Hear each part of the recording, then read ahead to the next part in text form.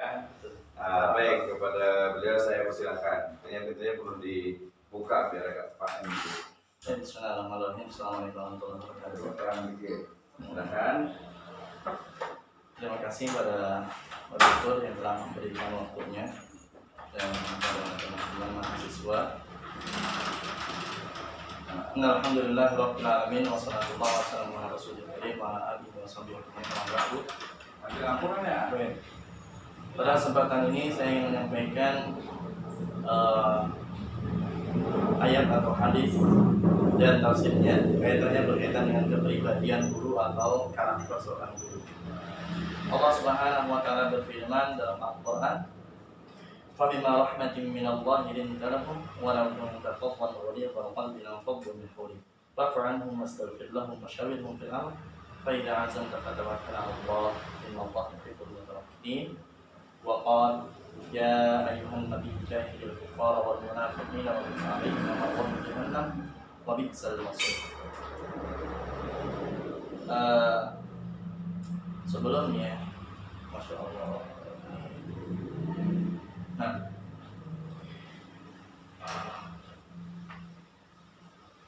salah satu dari kompetensi guru itu adalah kompetensi kepribadian atau karakter yang baik. Seorang guru sebagaimana kita maklumi bersama dalam falsafah kita, itu wallahu alam dari mana sana, ditiru dan ditiru, artinya didengarkan perkataan dan diikuti perilakunya. Sedangkan dalam pepatah bahasa Indonesia, guru kencing berdiri, murid kencing berlari. Artinya seorang murid itu akan berbuat apa yang lebih negatif kalau seandainya gurunya negatif. Kalau positif belum tentu. Dari dua ungkapan ini nampak jelas pentingnya karakter yang baik bagi seorang guru agar melahirkan generasi yang lebih baik. Terus selanjutnya kita kaji firman Allah Subhanahu wa taala, ba'da a'udzubillahi minasyaitonir rajim, fa bima rahmatin minallahi linta lahum. Lantaran berkat rahmat Allah Subhanahu wa taala, maka engkau wahai Muhammad linta lahum, berlaku lemah lembut terhadap mereka ini para sahabat. Walaupun tafadlan ghalidhal qalbi lam fadlu min hawlik.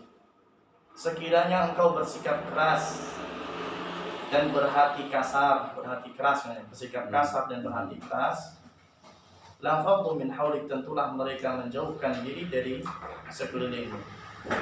Fa'fu anhum wastaghfir lahum wa shawirhum fil amr. Maka karena itu maafkanlah mereka ketika mereka berbuat salah atau mengambil hakmu, dan mohon ampunkanlah kepada Allah untuk mereka, wasyawirhum fil amr, dan ikut sertakanlah mereka dalam bermusyawarah di urusanmu. Fa idza azamta fatawakkal 'ala Allah, apabila engkau telah berazam memutuskan sebuah kesepakatan dari hasil musyawarah, fatawakkal 'ala Allah, maka berserah dirikanlah kepada Allah. Innallaha yuhibbul mutawakkilin. Sesungguhnya Allah mencintai orang-orang yang bertawakal, berserah dirikan kepada-Nya. Di antara para ulama al-mufassirun dari kalangan ulama klasik menafsirkan ini adalah Al-Imam Al-Hafidz Ibnu Katsir. Dalam tafsirnya beliau menjelaskan bahwasanya Rasulullah SAW itu telah disebutkan dalam kitab-kitab yang terdahulu, sebagaimana beliau menukilkan riwayat dari Abdullah bin Amr, yang mana sifat Rasulullah SAW itu tidak kasar tutur katanya, tidak keras hatinya, tidak suka teriak-teriak di pasar atau keramaian, tidak membalas keburukan dengan keburukan, namun suka memaafkan.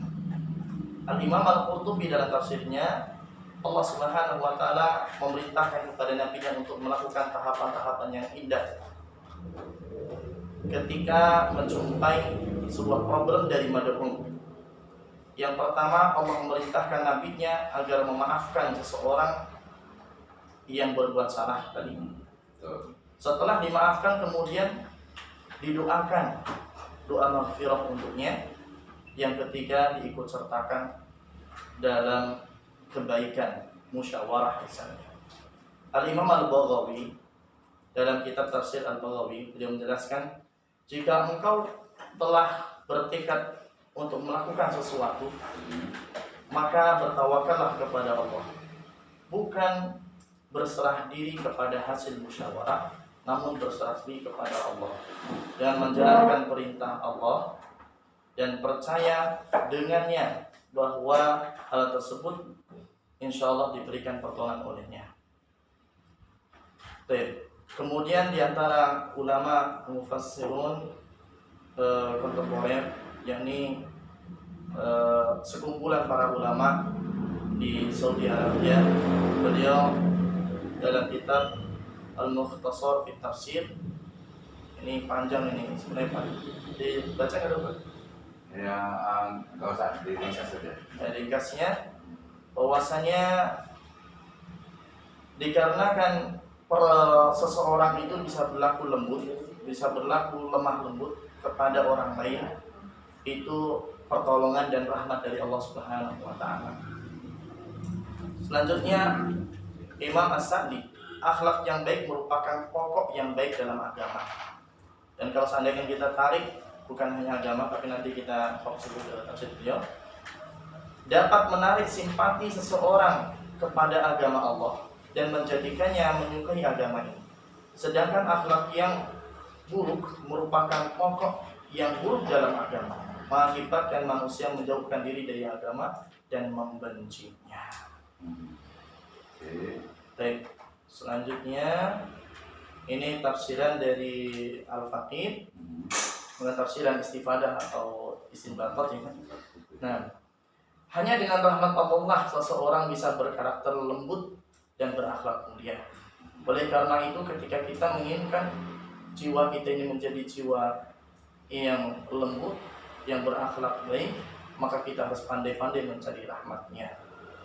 Di antara kepribadian yang harus dimiliki oleh seorang guru, bagaimana tadi kita sebutkan, adalah berkata-kata yang santun, tidak kasar, lembut hatinya, tidak keras, tidak suka berteriak-teriak di keramaian, dan tidak membalas keburukan dan keburukan lainnya, namun suka memaafkan dan mendoakan kebaikan untuknya. Wabil khusus kita sebagai seorang tenaga pendidik, seorang guru, tentunya kita sering sekali menjumpai tingkah laku atau perlakuan yang tidak baik dari siswa atau daripada santri. Nah, maka yang kita lakukan adalah tahapan-tahapan yang telah diajarkan oleh Rasulullah, oleh Allah Subhanahu wa taala. Yang pertama, kita maafkan. Artinya tidak langsung kita berikan punishment, kita berikan sanksi pas ketika kita sedang marah.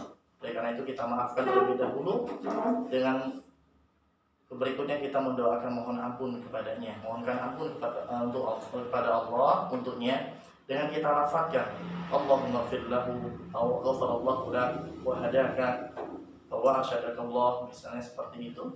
Nah, berikutnya kemudian kita ikut sertakan dalam kegiatan-kegiatan yang lain atau kita ajak musyawarah. Nah, musyawarah ini kaitannya dalam permasalahan yang sedang dijumpai tersebut atau dalam problem tersebut atau dalam hal-hal yang lain.